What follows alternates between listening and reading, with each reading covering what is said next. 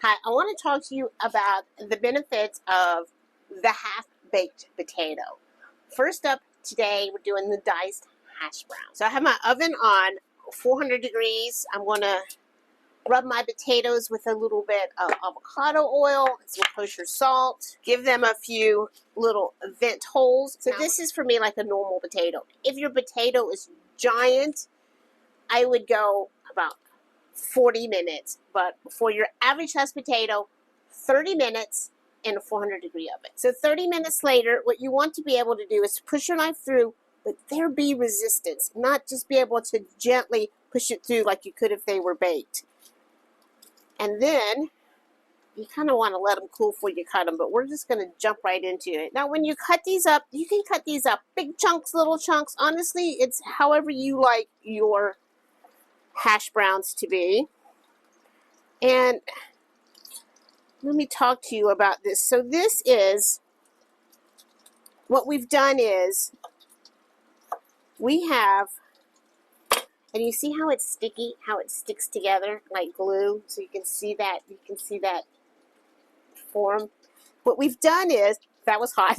What we've done is we've brought those starches out to the surface. So the starches are out on the surface. So what this is going to do is, this is going to create that crispy on the outside and soft on the inside that we want. So we've removed moisture and we've brought the starches out. Now you can go straight ahead into a pan to make hash browns. Straight into your pan. Or you can put them on a sheet tray.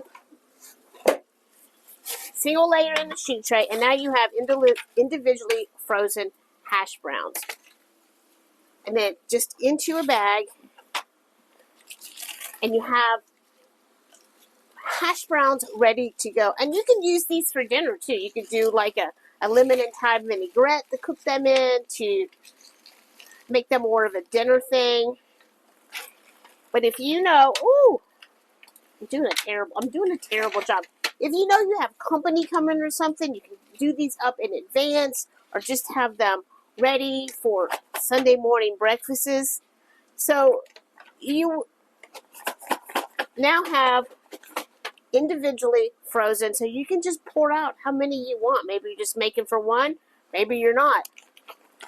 But you have one ingredient diced hash browns. In the hash browns that you buy, if you buy those ones that are frozen in the bag that, are convenient, but they're not just one ingredient.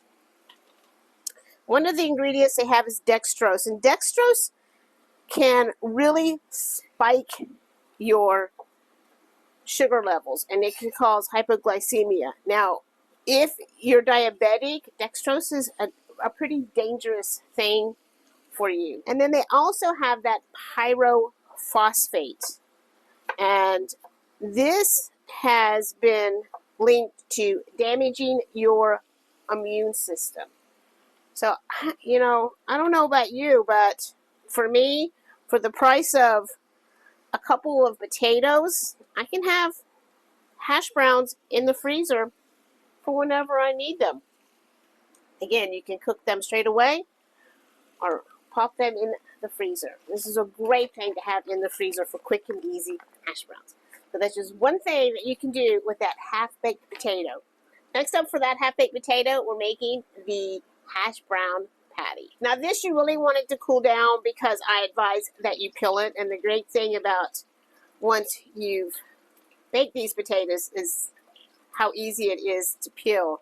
But this is something that's definitely easier work when it's cool. Next you're going to shred. Now I don't know if you've ever done the shredded hash brown potato and you either shredded it, let it soak in water and wring it out, or you just shredded it and then had to wring it and wring all the moisture out.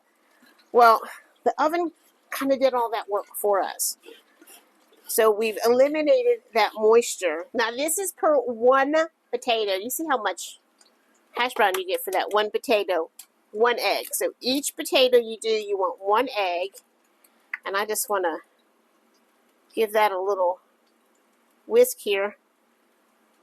Got an eggshell in there. So I just want to give that a little whisk. So we're going to do 1 egg, and then you can season this however you would like. I am going to go with, of course, the kosher salt, and then I'm going to go with my mixed pepper. Now, you could grate an onion in here. You could do chili powder in here. You could do a Southwest seasoning, if you know, however you want your hash brown patties to taste. That's what you can put in here. I'm just kind of keeping this the simple, basic hash brown patty. And then you want 1 tablespoon of cornstarch. I had to go beg some cornstarch from my friend Nancy yesterday because I couldn't believe it. I was out. I'm pretty, normally not out of much things, so I was very surprised that I was out. And then our 1 egg. I'm going to check on my hash brown there. And I find that this is best done with your hands because you just delicately want to mix all of this up. And another reason why you kind of wait for it to cool, so you're not trying to do it while it's hot. And mix all of this up. And then we're going to go to a pan to form our hash browns. But just work it through your hands because you want all the seasoning mixed through, you want all the egg and all the cornstarch mixed through. Now we're going to form these into patties. And I know that they're always kind of shaped in that kind of a shape, and I don't think they have to be. I think you can make them any size, any shape that you want. I use my round cutters here, but you could use a cookie cutter. You could do them in the shape of dinosaurs for your grandkids or your kids, or hearts for Valentine's Day. You can make these into any shape that you want. But one thing that you have to do after you make them into the shapes that you want is, if you want to use them that day, they have to go into the refrigerator for a couple hours. I put mine in the freezer, and then I freeze them in. I can pull out how many I want when I want. So make the shapes that you like. I suggest freezing them and then having them ready to go. Let me take this one out there. Now you can also see that you can do a shape like this for tater tots.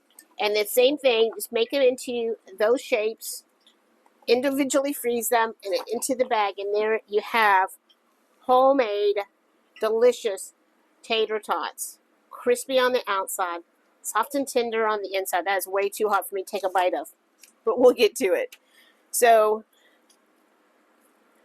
for 1 potato, you can get 3, depending on the size of your potato, 3 to 4 of this size hash brown cakes. I made that one too big. We're going to come back to it and fix him, because you don't want them too thick. You want them that kind of thickness like a normal one. So you can make them as thick or as thin as you like.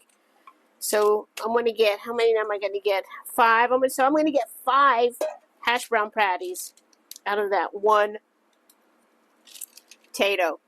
And this is why we're making these ourselves. This is the ingredients that they put in there. Our ingredients: potatoes, salt, pepper, egg, and a good non-GMO cornstarch. So these, I'm going to pop these in the freezer so I'll have them. And again, this is great for company come in and you have these ready so you can pull them out of the freezer in the morning and have these beautiful hash brown cakes. And can you hear how crunchy that is? And you see the beautiful tenderness that's inside there? Just beautiful. This one might be cooled down enough to eat. Let me check my other taters over here. Make sure they're not burning on us.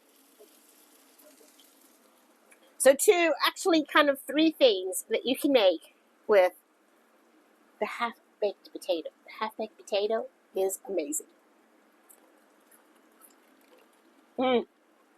So delicious.